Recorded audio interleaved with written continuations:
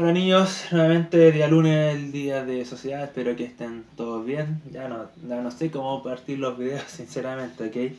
Bueno, hoy día vamos a terminar de ver un poco hoy día vamos a ver el último tema de la unidad uno, la cual se ha hecho bastante larga, ¿cierto? Pero lo más importante, lo que más me interesa a mí, sobre todo con esta modalidad que es bastante extraña y también un poco compleja, tanto para ustedes como para mí, lo que más me interesa es que ustedes aprendan, ¿ya? Así que no me interesa tanto avanzar en los contenidos, sino que simplemente que ustedes aprendan y en base a eso, ¿cierto?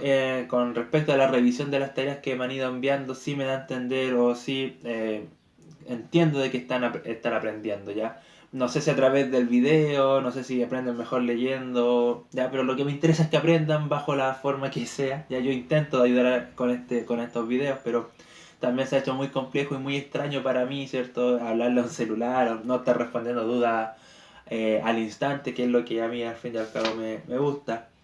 Pero insisto, por lo menos las tareas que me estaban viendo sí me da a entender que sí se está aprendiendo la materia. Así que en ese sentido igual los felicito y ahí me deja también mucho más tranquilo. No voy a hacer una revisión de la actividad anterior porque eran hartas páginas, ¿ok? Pero como les digo, si la revisé las que me han llegado si están correctas y así además el video lo hacemos un poco más corto. Ya, pero más que nada la unidad simplemente estaba enfocada en las características de las zonas geográficas de nuestro país y los recursos naturales de nuestro país. Lo que a mí más me interesa es que tengan claro o que conozcan la zona central. Insisto con eso y la región del Maule específicamente porque es siempre bueno conocer el medio en el cual nosotros nos estamos desenvolviendo. También es importante que conozcan otras zonas, ¿ya? Pero fundamental que conozcan la zona central, ¿ok? Bueno, el día de hoy vamos a hablar simplemente de los riesgos naturales de nuestro país a partir de la página 58 en adelante. Y nuevamente nos vamos a ir toda la página 58, vamos a hacer el juego de la confianza, a la cuenta 3, usted le pone pausa al video, va a realizar estas actividades y después vuelve, ¿cierto? Para que las revisemos en conjunto. Así que a la cuenta 3, 1, 2, 3, pause. Ya, supongo que ya realizaron. Dice página 58, observa la imagen y luego responde las preguntas. Dice a qué fenómenos de desastres naturales corresponden las fotografías. La primera fotografía vemos, ¿cierto?, una erupción volcánica. Y la segunda imagen vemos un grandes daños, ¿cierto? Un edificio muy dañado, lo cual nos da a entender, ¿cierto?, por algún terremoto. ¿Ya? B. ¿Cuál cree que es la causa que origina en cada caso? Simplemente a la izquierda el aumento de presión que existe al interior de la Tierra, especialmente en lo que es el magma, y lo cual esto genera, ¿cierto?, que se libera a través de una erupción volcánica. Y la de la derecha simplemente probablemente ese edificio perdón, no tenía las normas de construcción pertinentes para en casos de terremotos, lo cual se dañó, ¿cierto?, por uno. C. ¿Qué consecuencias pueden tener para las personas? Ambas son negativas. A ver, pueden generarle muerte a las personas, ¿cierto? Puede generar daño a su entorno donde vive, a su hábitat, cosas por el estilo. 2. Observa la imagen. ¿Qué crees que deberías hacer en caso de alerta si estuvieras en este lugar? Y explica por qué. Simplemente, bueno, primero vemos un letrero que explica que se va a pasar por una zona de derrumbe. Primero, simplemente pasar con tranquilidad si está pasando por ahí, evitar pasarse si también quiere, no generar tanto ruido, o la otra simplemente avisar también a personas que se ven en una zona peligrosa y distintas medidas. Página 59.3 tenemos un texto relacionado, ¿cierto?, con una leyenda mapuche. Dice ¿qué desastre de origen natural identifica en el relato? Simplemente nos da a entender que está hablando de un tsunami, ¿cierto? Porque está hablando de la subida de las aguas. ¿Por qué piensas que Tren aconsejó a los mapuches a subir al norte de los cerros? ¿Qué consecuencias tuvo esta medida? Simplemente porque el agua, ¿cierto?, no llega a grandes alturas de los cerros. ¿Qué consecuencias tuvo esa medida? Que las personas que le hicieron caso salvaron sus vidas. 4. Tenemos un caso ficticio de Andrea que viene a Chile pero le da miedo venir, ¿cierto?, por los temblores. Y pide consejos, ¿ok? Lo primero, si está en la calle, siento un consejo, alejarse, ¿cierto?, de zona de edificios o de postes eléctricos, es muy importante eso, o de algún elemento que se pueda caer. Ahora, si está en su casa, tiene que alejarse de zonas de las ventanas, de los vidrios, ¿cierto?, o también de estos muebles más altos que también se puedan caer. También puede seguir las instrucciones de la autoridad, que es muy importante. Si tiene una mascota, buscarla para que la calme, podemos también. O en caso, ¿cierto?, de cuando termine el sismo, el temblor, dirigirse allá a un lugar seguro. Y la 5 ya es personal, ¿ok? Ya entremos de lleno entonces al tema de los riesgos naturales. Riesgos naturales entonces, página 60. Y hay que tener muy claro que es un riesgo natural. Y un riesgo natural simplemente es un fenómeno natural que puede causar daños al ser humano. ¿Ya? No quiere decir que le cause daño. El riesgo, por eso se llama riesgo. Un riesgo es algo que puede pasar. ¿Ya? Por eso el riesgo natural es un fenómeno natural que puede causar daño al ser humano. Ahora, cuando este riesgo natural le causa un daño a un ser humano, se transforma en una catástrofe natural. ¿Se entiende? Y el mejor ejemplo, y si no me equivoco, creo que fue el año pasado, que en el sur, no recuerdo la localidad, hubo un tornado. No sé si se acuerdan. Y fue noticia en todo el país, porque claro, un tornado en Chile, algo nunca antes visto. Y un día leía, ¿cierto?, a un geógrafo, y él planteaba de que los tornados en Chile acá son muy normales. Obviamente no de la magnitud de los tornados que nosotros conocemos en la televisión, como en Estados Unidos, cosas por el estilo. Pero acá en Chile sí se dan muchos tornados. ¿Cuál es la diferencia? Es que siempre se dan en zonas en donde no vive gente. Por ende, ahí es un riesgo natural, porque no puede afectar a nadie. Pero ese tornado que conoció el año pasado, que pasó, ¿cierto?, por un pueblo, se transformó ya en una catástrofe natural, ¿cierto?, porque dañó a personas. Ahora, cuando hablamos de catástrofe, generalmente es cuando ese daño es a una gran cantidad de personas. Ya este tornado igual fue un grupo, un poblado pequeño, ¿no? Ahora sí igual lo podemos denominar catástrofe, porque ya con una sola persona que se sienta afectada ya es algo negativo. ¿Se entiende? Pero entonces, el riesgo natural es un fenómeno natural, ¿cierto?, que puede dañar a personas. Catástrofe natural es cuando este riesgo natural ya daña a una gran cantidad de personas. El mejor ejemplo pasa con los temblores y los terremotos. Chile es el único país en donde se habla de temblores y terremotos. O sea, todo este movimiento de tierra científicamente se llama terremoto. Terremoto con distinta magnitud, ya terremoto de 3 grados, pero es un terremoto. Terremoto de 5 grados, pero es un terremoto. Terremoto de 7 grados, es un terremoto. Terremoto de 10 grados, es un terremoto. Pero acá en Chile, ¿cierto? Ya que Chile es un país tan sísmico, se han creado existen unas políticas de construcciones para prevenir ciertos daños en caso de terremotos. Por ende, cuando ocurre un terremoto de 3 grados en nuestro país, a nosotros no nos pasa nada, simplemente se mueve la mesa y nada más. Y como no pasa nada, acá se le dio el término de temblor, ¿se entiende? Pero en otros países, por ejemplo, acá un temblor acá en Chile de 5 grados, ¿cierto? Es fuerte, pero no pasa nada. Pero en otro país, ¿cierto? Un temblor de 5 grados puede generar grandes daños. Yo me acuerdo hace unos años atrás en Haití hubo un terremoto de 5 grados. En Italia hace poco también tuvo un terremoto de 5 o 6 grados. Pero para nosotros eso es un temblor, ¿se entiende?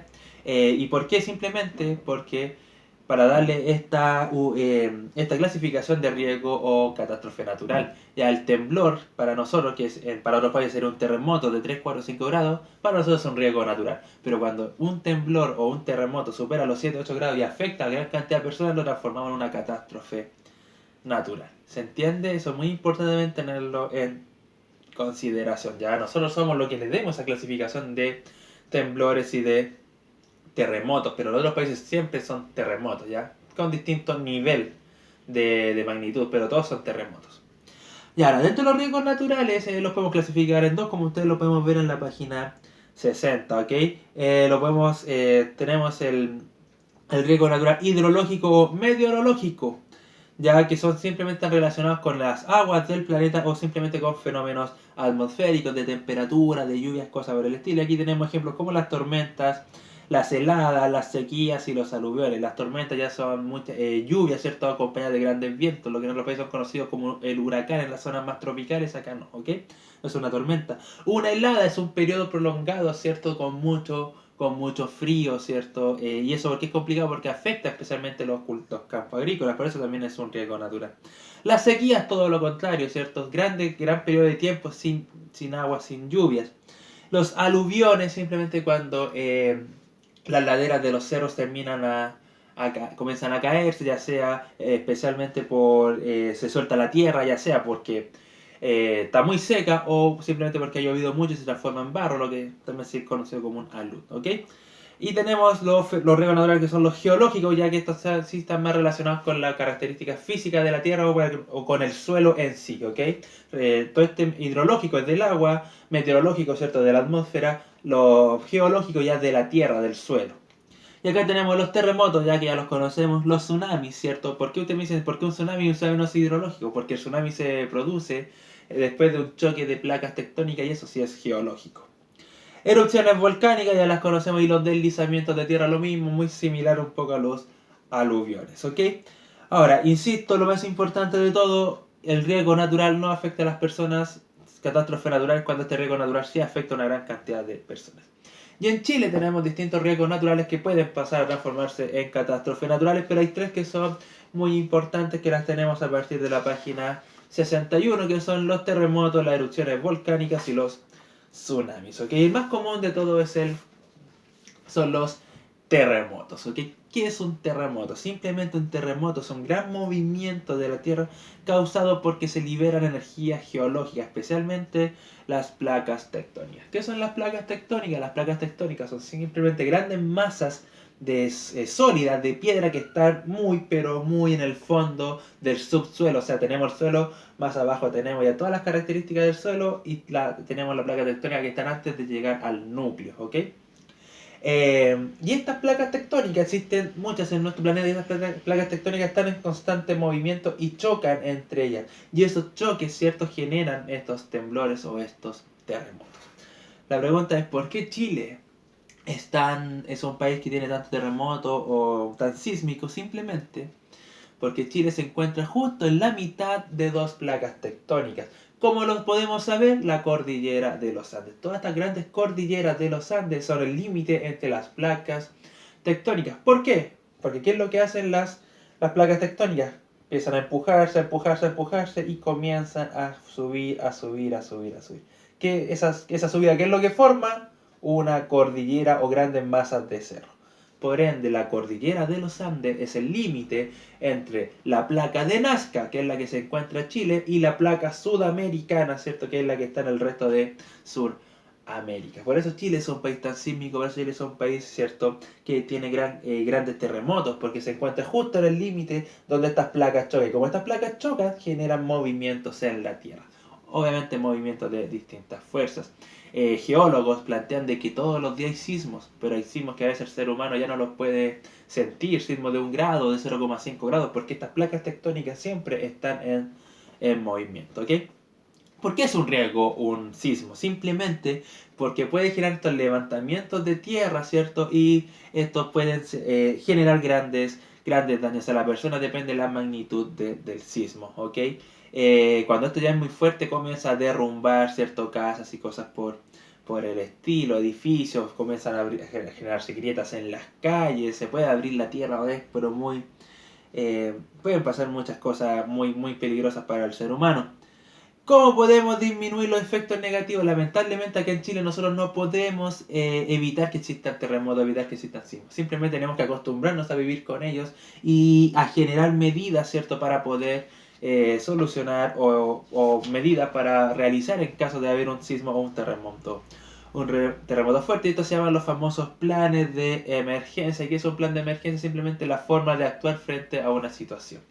En este caso un terremoto. Y en todos los lugares hay planes de emergencia. En el colegio nosotros tenemos un plan de emergencia, ¿cierto?, que simplemente radica en mantener siempre la calma e irse a una zona liberada de grandes construcciones. En este caso en nuestro colegio tendríamos lo que es la cancha. Es muy importante que en sus casos ustedes también tengan un plan de emergencia frente a un terremoto, porque como les digo, simplemente tenemos que acostumbrarnos a vivir con estos terremotos. O sea, algo totalmente normal en Chile y no lo podemos evitar.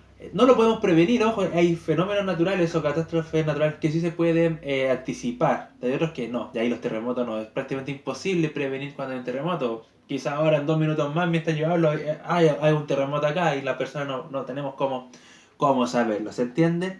Por ende no podemos prevenir los terremotos. Ahora, dentro de los terremotos siempre se habla del epicentro y el hipocentro. Y el hipocentro, es el punto de la corteza terrestre donde se origina el terremoto. O sea, donde se origina, pero en la parte del subsuelo. Ese es el hipocentro.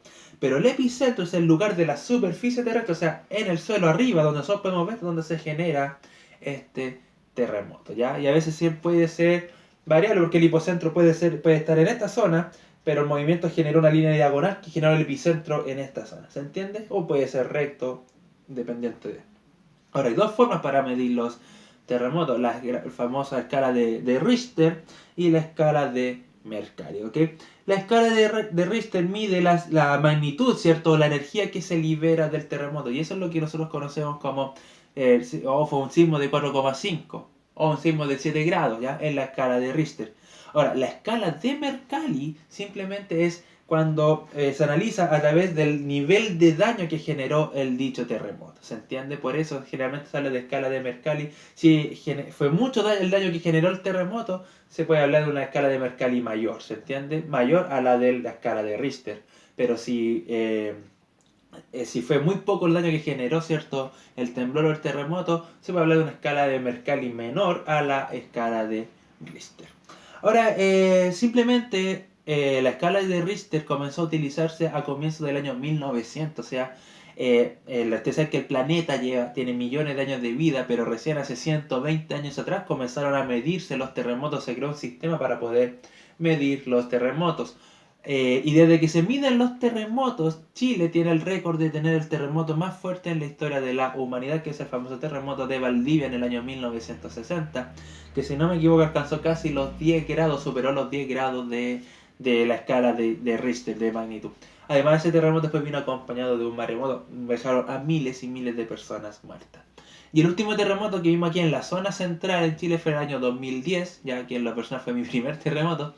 Y ese, si no me equivoco, está como el tercer o cuarto lugar de los más fuertes también en la historia, ¿cierto?, de los terremotos. Ahora, insisto, se están viendo hace 100 años atrás, probablemente hace 1000 años atrás pudo haber habido un terremoto mucho más fuerte, solo que no se estaba midiendo.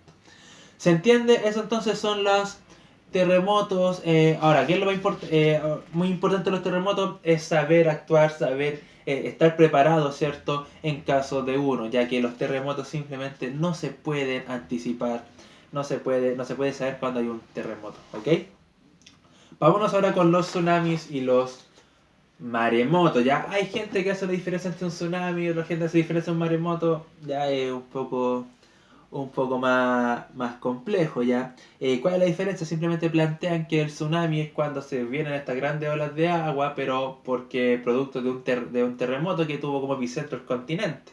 Y el maremoto es cuando el epicentro estuvo en el mar. Y esa es la diferencia, pero no nos complicamos la vida con eso, simplemente tsunami y maremoto, ¿ya? ¿Qué son? Simplemente es un gran grupo de olas de gran tamaño, ¿cierto? Que avanzan con gran fuerza, ¿ok? ¿Dónde se provocan estos peligros? Simplemente en las zonas costeras. ¿Por qué en Chile puede ser más habitual? Porque ya sabemos, todo nuestro país está, ¿cierto?, o limita con el Océano Pacífico en el lado oeste, por ende todo nuestro país está, ¿cierto?, perdí la palabra, ¿verdad? Porque todo nuestro país está, o sea, no inmune, pero está arriesgándose a que sufra un maremoto, ¿sí? ¿Cómo podemos disminuir este efecto? Simplemente es imposible también poder evitar que exista un maremoto o un tsunami. ¿Qué es lo que hay que hacer si usted está en la costa? Simplemente alejarse a las zonas más altas de la playa. Ahora, ¿qué pasa con la gente que vive en la costa? ¿Cómo podemos evitar que dañe, ¿cierto?, esto? Simplemente tratar de construir en zonas alejadas del mar. Ahora, lamentablemente eso no pasa, y los que conocen Illoca, ¿cierto?, sí, para el terremoto, el maremoto del 2010, todas esas casas que están a la orilla de la playa se cayeron y después volvieron a construir donde mismo. Entonces probablemente en 10 años más exista otro maremoto y se les va a volver a caer la casa. O sea, lamentablemente hay cosas que a veces las autoridades no toman en cuenta, las personas no consideran. O sea, construir donde mismo construyeron cuando el maremoto se llevó a su casa, para el próximo maremoto les va a pasar lo mismo. Se va a volver a llevar a su casa, pero bueno. También hay un problema un poco de leyes ahí, de autoridades, de las mismas personas, etcétera, ¿ok? Ahora, ¿se puede anticipar un maremoto? Y este sí se puede anticipar, ¿ok? ¿Cómo podemos saber un maremoto? Y la forma más práctica, la más común, es ver que el agua comienza poco a poco a adentrarse hacia el océano. Cuando usted va a la playa, ¿cierto? Siempre el agua llega prácticamente donde mismo, en la orilla, y deja la marca, se devuelve, ¿cierto? Cuando el agua comienza a adentrarse mucho, simplemente es porque va a venir una gran ola y eso puede generar un maremoto. para el terremoto del 2010 y el maremoto, ya que acá en la zona centro afectó mucho el maremoto, especialmente en la zona Constitución, donde hubieron muchos fallecidos. Yo tengo muchos amigos en la zona Constitución y me contaban más o menos cómo fue todo. Eh, lo mismo, las autoridades pudieron anticipar e hicieron un llamado, ¿cierto?, a la gente a irse hacia los cerros. En Illoca ocurrió lo mismo. Las autoridades, en este caso los carabineros, se dieron cuenta que el agua se estaba, ¿cierto?, retrocediendo e hicieron el llamado, ¿cierto?, simplemente que las personas se arrancaran a los cerros en caso del maremoto. Y así se lograron salvar muchas vidas, ¿ok? Por ende, los maremotos sí se pueden descifrar. Si no me equivoco, el año 2002, año 2003. ¿Ya? En Nueva Zelanda hubo un maremoto muy pero muy grande también. Y hubo una niña en ese tiempo, que era de Inglaterra, que andaba de vacaciones con su familia en Nueva Zelanda, y ahí en el colegio le habían enseñado eso, de que las aguas, ¿cierto? O sea, que una forma de prevenir un maremoto, de anticipar un maremoto, era cuando las aguas comienzan a adentrarse. Y ella se dio cuenta de eso. Y ella comenzó a gritar desesperadamente de que iba a haber un maremoto. Obviamente la gente no le creía. Y ella prácticamente obligó, convenció a su familia de que iba a haber un maremoto y que por favor se fueran de ahí. Y ellos convencieron a otras personas más que habían. Y que efectivamente a los minutos después hubo un gran maremoto y murieron muchas personas. Obviamente la familia de esa niña se salvó porque ella pudo anticipar que había un maremoto. Entonces a ella le dieron como una medalla honorífica, me acuerdo, en ese tiempo. Ahora esto ocurrió como el año 2003, 2004, ¿no? O 2002, por ahí. ¿Ya? Pero son los maremotos entonces. ¿Es un riesgo natural? Sí. ¿Se transforma en catástrofe natural? Sí, porque genera grandes daños los maremotos. Ahora, a diferencia de los maremotos sí se pueden anticipar, ¿ok? Y por último tenemos, o sea, no por último, pero dentro de lo más importante tenemos las erupciones volcánicas, ¿cierto? Y las erupciones volcánicas también, ¿qué daños pueden generar? Simplemente depende de la magnitud de la erupción, ¿ya? Pero generalmente afecta especialmente a las localidades cercanas del volcán, ya sea con su ceniza o con la caída de la lava. Ahora, cuando hace explosión también empiezan a caer rocas desde el cielo. Entonces, eso es muy peligroso. Ahora, ¿cómo se provoca la erupción volcánica? Simplemente es porque dentro del volcán existe tanta energía acumulada, ¿cierto?, que esta termina explotando, generando la erupción, ¿ok? Esto puede generar deslizamiento de tierra, daña, yo me acuerdo, hace el año 2008, si no me equivoco, en el sur hubo una erupción volcánica del volcán Chaitén. Y alrededor, justo al lado del cerro, había un pueblo, el pueblo llamado Chaitén. Y la erupción dañó prácticamente todo el pueblo y la gente tuvo que irse a vivir a otro lado. O sea, ese pueblo el día de hoy está muy poco poblado porque ya no se puede vivir ahí. ¿De quién es la culpa? Del ser humano, obviamente. El ser humano que no conoce su medio, el ser humano que no conoce su entorno y tiene la mala idea de construir casas a orillas de un volcán. ¿Se entiende? Lo mismo que ocurre por construir casas a la orilla del mar. ¿Se entiende? Gran parte de estas catástrofes naturales el ser humano tiene harto que ver también. ¿Cómo podemos disminuir el efecto negativo? Lo mismo, ¿cierto? Es imposible evitar que exista una erupción volcánica, pero sí la podemos anticipar. Y yo creo que de estas tres que hemos analizado, la erupción volcánica es la que se puede anticipar con mayor anticipación, porque antes de la erupción volcánica el volcán comienza a echar humo, y eso ya significa que entra en actividad. Y eso ya se puede dar a entender de que puede haber una erupción volcánica. ¿Cómo lo podemos disminuir? Simplemente tratar de no construir casas a orillas de un volcán. Esta dentro de las más importantes de todas, ¿cierto? La más peligrosa, yo sin lugar a dudas, yo creo que es el terremoto, simplemente porque no lo podemos anticipar. Ahora sí existen otras más, ya tenemos las inundaciones, que simplemente las inundaciones son aumentos de las aguas en un poblado. Generalmente estos se dan en las zonas, en zonas secas, ¿cierto? ¿Por qué? Porque son zonas que están tan secas, entonces no tienen la costumbre de recibir gran cantidad de agua, por ende no se toman las medidas de construcciones para evitar inundaciones. Y por ejemplo en Santiago, siempre en la noche de invierno, cuando llueve mucho, se ven muchos pueblos, ¿cierto?, que están llenos de agua simplemente porque hubo una mala planificación en la construcción, porque esto es un riesgo, porque este puede inundar, ¿cierto?, la estructura de las viviendas. ¿Cómo podemos disminuir los efectos? Simplemente tratando de mantener los alcantarillados limpios, dice, prestando atención a las estaciones del tiempo, para ver cuándo va a llover y así ver qué medidas tomar. Otro riesgo natural tenemos los derrumbes o los deslizamientos, que simplemente son caídas de deslizamientos de tierra de distintos materiales, ya sea por un sismo, ¿cierto?, por una erupción volcánica o por una lluvia muy intensa. Porque una lluvia, por ejemplo, en el cerro, cuando hay mucha lluvia, esto genera lodo, se suelta la tierra y comienza un derrumbe. Todo lo contrario ocurre cuando hay una sequía. Ya esa misma ladera del cerro, al no tener agua, ¿cierto?, la tierra está suelta, no está firme, por ende también se puede caer. ¿Por qué es un riesgo? Simplemente porque puede arrasar con localidades, que especialmente localidades que están o tienen construcciones cerca de los cerros, afectando también a las personas. ¿Cómo podemos disminuir ese riesgo? No construyendo en las orillas de los cerros.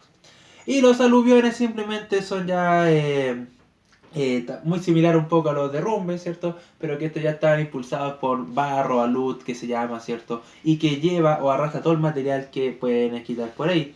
¿Por qué un riesgo? Porque también lo mismo pueden sepultar ciertos poblados que tenemos ahí. ¿Y cómo los podemos disminuir? Simplemente no construyendo, también insisto, cerca de los cerros, ¿ya? Bueno, más que nada estos son los más importantes de los... existen más, las trombas marinas, que son muy comunes en el sur, pero esos generalmente es muy difícil que lleguen al poblado, y el famoso tornado del que estuvimos hablando hace un rato. Ahora, nosotros que vivimos en Molina o acá en Curicó, ¿cuál vendría siendo el más peligroso para nosotros? Sin lugar a dudas, el terremoto, ¿ok? Y la erupción volcánica. Pero ojo, ¿por qué no el maremoto? Porque recuerden que tenemos la cordillera de la costa, y la cordillera de la costa impide, ¿cierto?, que un maremoto pueda llegar a la depresión intermedia, que es la zona donde vivimos nosotros. Para los que están en la zona costera, el maremoto es muy peligroso. Pero para nosotros, sin lugar a dudas, el terremoto, y ojo que también la erupción volcánica, aunque hasta ahí no, es que si existe una erupción volcánica, con mala suerte, si el viento está a favor hacia nosotros, nos pueden llegar las cenizas. Pero generalmente en las últimas erupciones volcánicas las cenizas se van siempre para Argentina. Ahora, las localidades que están cerca de la cordillera, ahí sí la erupción volcánica puede ser mucho más peligrosa, ¿ok? Pero para nosotros que vivimos acá en Molina, Curicó, simplemente el terremoto es el más peligroso de todos. Ahora, frente a estos riesgos, hay instituciones, ¿cierto?, que monitorean, ¿cierto?, o van estudiando todos estos acontecimientos para estar preparados. Y entre ellos la ONEMI, que este es del país, ¿cierto? Y ellos simplemente busca, coordina a las personas que estén involucradas, los organismos, para generar la ayuda en caso de una catástrofe natural. Tenemos el CHOA, que este ya está más relacionado con la Armada de Chile, y este se enfoca en la zona del mar, ¿ya? En este caso el CHOA, el que está, es el especialista en el tema de los maremotos. La ONEMI es especialista en el tema de los terremotos, y el CERNA Geomin, que tiene que relación con la minería. Ellos están, como trabajan en la zona de la cordillera, ya tienen mayor relación con el tema de las erupciones volcánicas. Ahora, estos tres organismos simplemente son los que te generan las medidas o te entregan la educación de prevención, ¿cierto? O las medidas a tomar para hacer frente a estos riesgos naturales, ¿ok? Insisto, los riesgos naturales o las catástrofes naturales nosotros no las podemos evitar, pero sí podemos estar preparados frente a esos riesgos naturales, y eso es muy importante que lo tengamos en cuenta, ¿ok? Y por último nos vamos a la página 70, y existen distintos planes para proteger a la población, ¿ok? Ahora, el mejor plan para proteger a la población frente a estas catástrofes naturales, sin lugar a dudas, es la educación, que usted sepa actuar o sepa qué hacer frente a un acontecimiento como este. Existe un programa que es de la ONEMI, que se llama Chile Preparado, que entrega simplemente el autocuidado a la población o las medidas a tomar frente a esa situación. Ahora sí tenemos que tener una cultura nosotros, ya sea en nuestra casa o en el colegio, y esto me interesa también que lo entendamos, que está en la página 71, perdón, y es antes, durante y después. Antes de un problema, ¿cierto? Antes de una catástrofe natural. Y ojo, lo voy a enfocar en el tema del terremoto, porque insisto, es lo que estamos más expuestos nosotros acá. ¿Qué es lo importante de hacer antes de un terremoto? Simplemente identificar un lugar seguro, ya sea en el colegio, en este caso el lugar seguro. ¿Cuál es? La cancha. Es muy importante que usted en su casa también identifique un lugar seguro. Puede ser el patio, puede ser el jardín, puede ser, no sé, el límite o la puerta. Hay mucha gente que dice que la puerta, como es la parte más firme de la casa, también es el lugar ubicarse ahí. O debajo de la mesa. Es muy importante que usted en su casa, ¿cierto?, ubique un lugar seguro. Diseñar un plan de evacuación con la familia. Ya en el colegio lo tenemos. Todos tenemos que salir, ¿cierto? La persona que está más cercana a la puerta, todos en orden, caminando hasta irse a la cancha. Pero en su casa es muy importante que usted también tenga un plan de evacuación. Y siempre tratar de tener a mano las linternas, ¿cierto? Radios de pila y cosas por el estilo. ¿Por qué? Porque generalmente estos servicios básicos, como son la electricidad y el agua, se cortan con estos problemas, especialmente de terremoto. Ya yo para el terremoto del 2010 tuve prácticamente una semana sin luz. Entonces teníamos que andar con linternita y cosas por el estilo. Además, los terremotos, como pueden ocurrir en cualquier momento, el terremoto del 2010 ocurrió a las 3 de la mañana, estaba todo prácticamente oscuro. ¿Se entiende? ¿Qué hacer durante el terremoto? O sea, cuando ya estamos en medio del terremoto, lo más importante es mantener la calma. O sea, yo creo que eso es muy difícil, hay que tratar de mantener la calma y también ser solidario con las personas que tenemos cerca, ayudar a una persona si vemos que está en dificultad, eso también es muy, muy importante. Tratar de llegar a ubicarse a una zona segura, ya sea debajo de una mesa, al patio, al jardín, a la cancha, ustedes sabrán, ¿cierto?, cuáles tienen en su casa. Y por último, escuchar, ¿cierto?, o hacer caso a las instrucciones que entregan en este caso a las personas que más sepan, en este caso en su familia, los adultos, ¿ya? Ellos son los que toman las decisiones porque tienen mayor experiencia, tienen que hacerle caso. ¿Qué hacer después del terremoto? Simplemente mantenerse informado con lo que entregan, con lo que dicen las autoridades, hacer caso a lo que dicen las autoridades, ayudar a las personas afectadas, hay personas que obviamente van a estar más afectadas siempre y tratar de ayudarlas, ¿cierto? E intentar volver a la normalidad lo antes posible. Es muy difícil, yo me acuerdo para el terremoto del 2010, tuvo una semana o casi dos, un mes entero, temblando muy fuerte y uno queda, o qué hago, me paro, me quedo, ¿qué hago? Es muy complicado, pero tratar de volver a la normalidad, ¿ya? Porque después de un terremoto no se alcanza a liberar toda la energía, por ende sucesivamente comienzan a haber muchos, pero muchos temblores, ¿ok? Eso entonces, muchachos, eso es lo que prácticamente quería analizar en el tema de hoy. Espero que haya quedado claro, espero no haber ido tan rápido, pero con esto terminamos la unidad y es muy importante que ustedes conozcan entonces los riesgos naturales que tenemos en la zona en la que vivimos. Insisto, lo que más nos afecta son los terremotos, ya, pero si usted está en la playa también se está exponiendo a un maremoto y cosas por el estilo. ¿Cuál va a ser la actividad esta semana? Simplemente vamos a realizar esta de la página 74 hasta la página 79, ya la actividad relacionada con los terremotos y la actividad final de la unidad, ¿ok? Y con esto terminamos la unidad 1. De esta unidad yo saqué dos notas. La primera, la disertación, si se acuerda el video que yo les pedí en un comienzo sobre las macroformas de relieve. Y la segunda nota de los promedios, ¿cierto?, de todas las tareas que me han ido enviando. Así que eso, que estén muy bien, muchachos, cuídense mucho y saludos a todos. Chao, chao, chao.